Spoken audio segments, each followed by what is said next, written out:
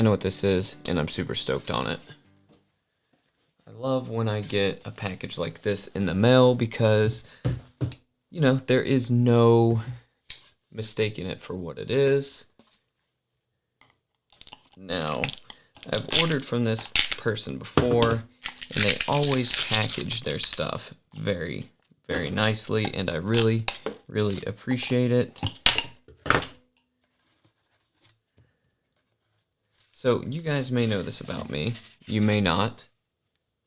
But I collect original, vintage horror film posters, and normally I try to get ones that have foreign releases. Sometimes that's not as important, the foreign release, but I just like those because it's like taking it up a step and making it a little bit harder to find, a little bit more rare. Now this poster isn't a rare one, isn't really a hard one to find, but it is an original. Hang on, I gotta concentrate opening this up. And pretty stoked on it because I got a killer deal on it. So this is Needful Things. If you've ever seen the movie, it's an interesting film based on a book by Stephen King. So Needful Things from the 90s. Super stoked on this poster. It just looks cool. It has the bag with the face and hands coming through it and says buy now, pay later at the top. So if you guys have seen my studio before, then I don't have a whole lot of wall space left. This side of my studio, I have this humongous Reanimator poster that takes almost the entire wall, as well as a humongous Suspiria French poster that I don't even have hung up yet because I don't know where to put it. And I have an awesome, let me show you guys.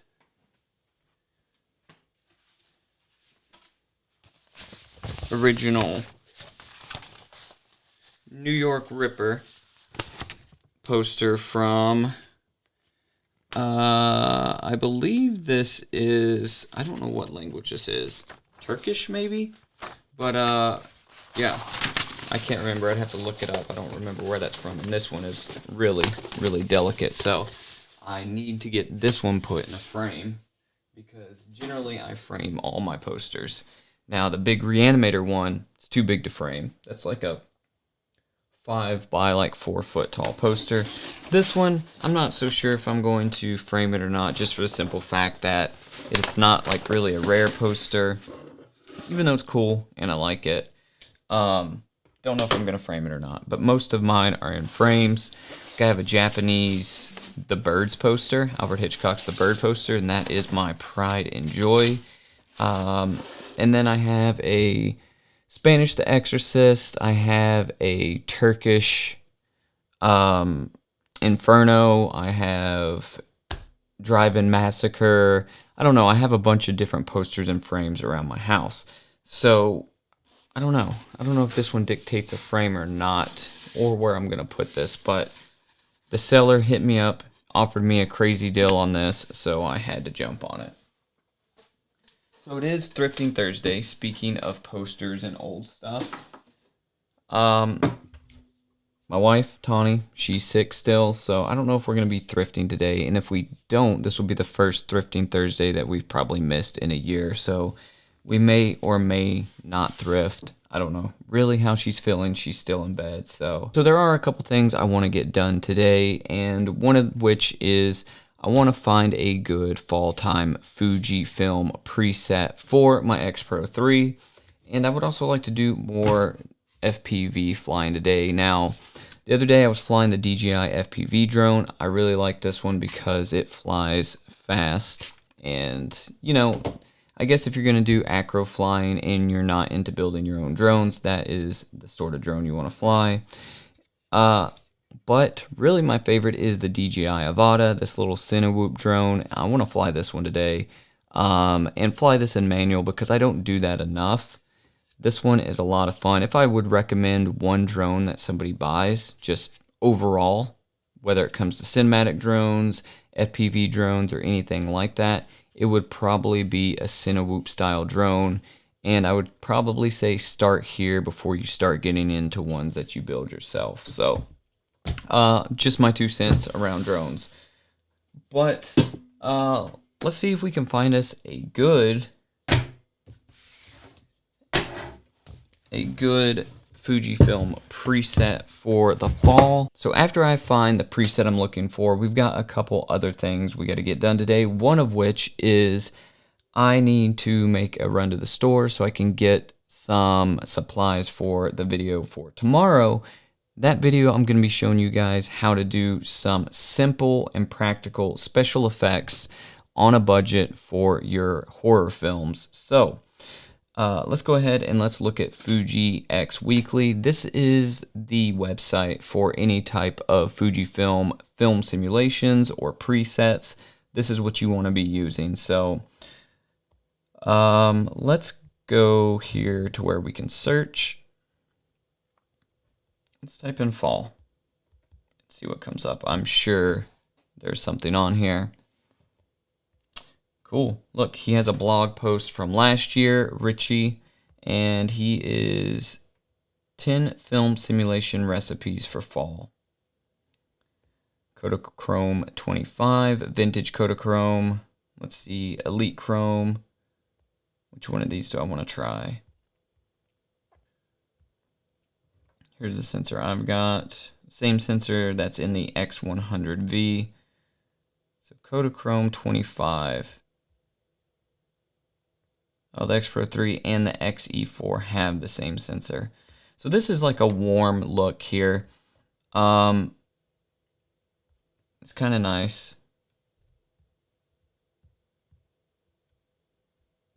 Let's go back.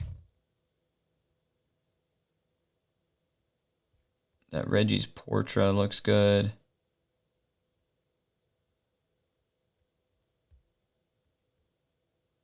I think we're going to go and we're going to install the Kodachrome 25. And we're going to try out this look a little bit in today's video. So Kodachrome 25 it is. Let's go ahead and let's keep this day moving.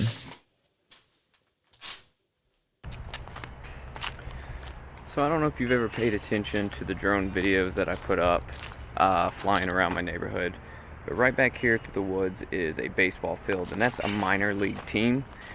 And you know, it may seem cute and quaint and all-American to have a baseball team this close in your neighborhood to where you can hear baseball games being played, and you just have an all-American sport being played in a small American city, and they're very active.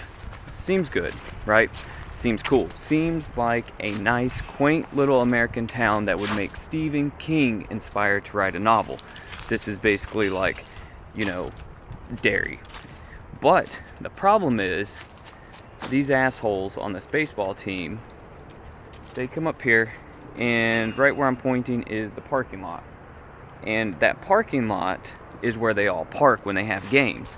Now the problem with that is they trash up the parking lot, they throw trash in the woods, and they just destroy this area where none of them live. So none of them really live in this neighborhood, and you can pay attention to when they leave their games, they all drive out of the neighborhood. And we have complained, or should I say my wife has complained, and she's contacted the mayor, she's contacted the team manager, and just for short spurts, they've decided, okay, well, we'll finally put a trash can in the parking lot. And that lasted all of 2 games, and now it's back to them throwing trash out in the woods. And to me, it's like, why would you trash up your home field when other teams come from other cities here to play on your home field? Why would you want it to look like shit?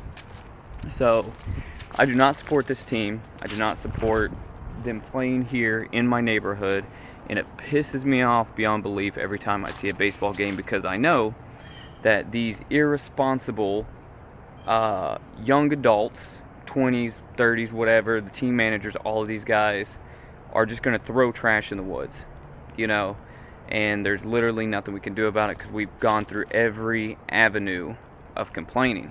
So now it's time for thinking of ways to have revenge. So I'm going to bag up all the fucking trash, and I'm gonna throw it on their baseball field one night, and then they can clean it up, because it's getting to a point where it's like, you're trashing up my neighborhood. You might as well be throwing trash in my front yard, because I live just over here and I use these woods every single day. I do not get it why people take trash and throw it outside their car, or why they litter.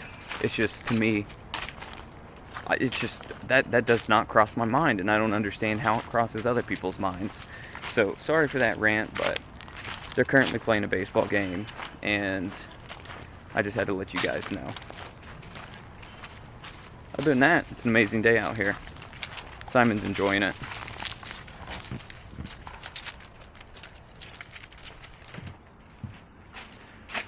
Alright, so before we take off and go thrifting, I'm going to try and get this spider web put up on the house.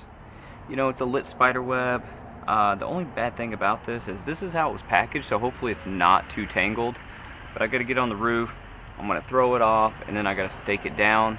We won't be able to see what it looks like until later, after it's dark, but like I said, it's been past due to get these decorations up. You know, yesterday how I was talking about having the world's worst camera, that little point and shoot? I have the world's sketchiest ladder. I feel like death is imminent every time I get on this freaking thing. But somehow I've yet to buy another one. The cost of ladders is outrageous. Alright, see if we can untangle this. Up here, I feel like it's as good a place as any to do this.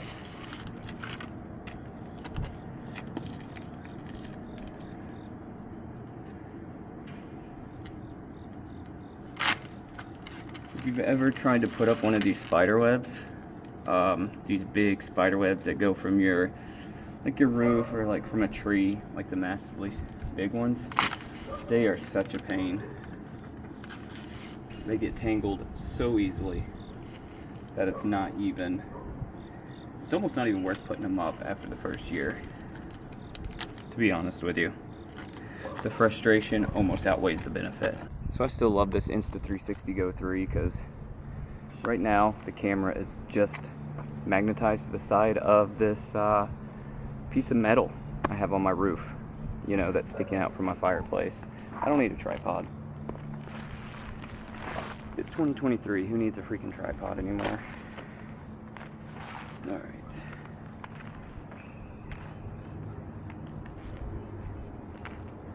I'm so behind on decorations.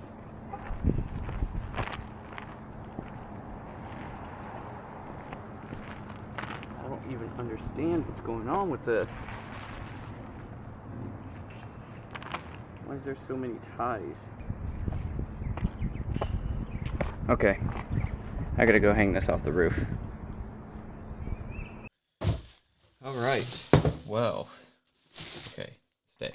Alright, so, surprise, surprise, we are back in the studio once more. And I didn't end up getting an opportunity to fly the drone today, but I did get all of that stuff I was talking about. I needed to get all the supplies for tomorrow's video, and I am beyond stoked to make that video, because showing you guys how to do something that you can actually apply to level up your game in your filmmaking career is really, really fun, and it really gives me like a sense of enrichment, and you know, it just allows me to pass on a little bit of knowledge that I have.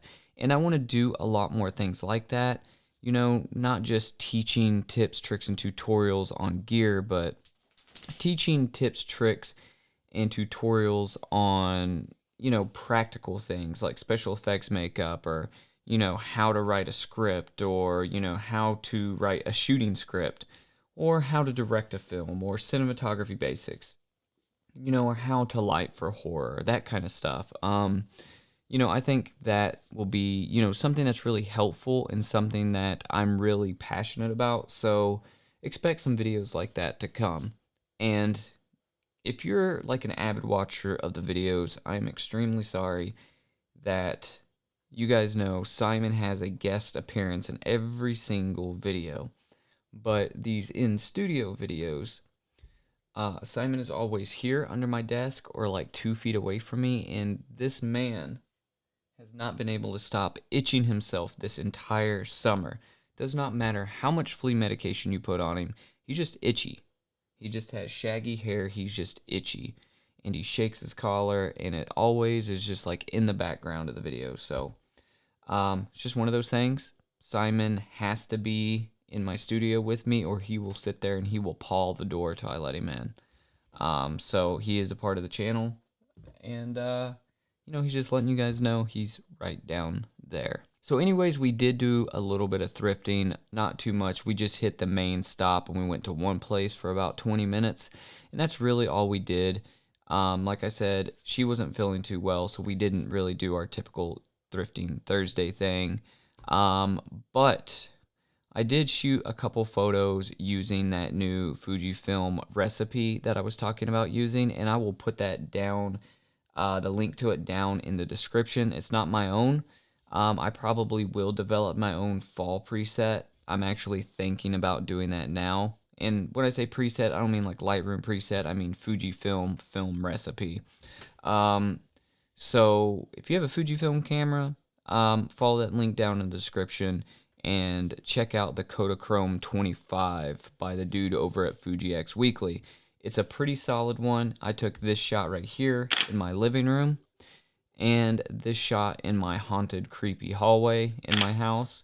And then, I just shot this picture of a tree outside just to try to see if this is the recipe that I want to use. And I'm not totally sure it is yet. It looks pretty good, but it's not really warm enough. But I also wasn't really taking warm type photos. The shot of my living room, I'll post it up right here again. It's kind of warm, but there's not like warm tones in the image. Now I could edit it that way, right? In Lightroom, that's not a problem. But the whole point of having Fujifilm recipes is to get the image straight out of camera. So I'm going to mess with a few things, see if I can find one that gives me a little bit more warm tones, and I'll let you guys know how that's going, because I'm going to take a lot of photos this fall, especially when the leaves start changing, and I really want it to have that fall feeling in the photos. So it's an ongoing process. But that's basically it for this one, guys. I am stoked on the next couple videos.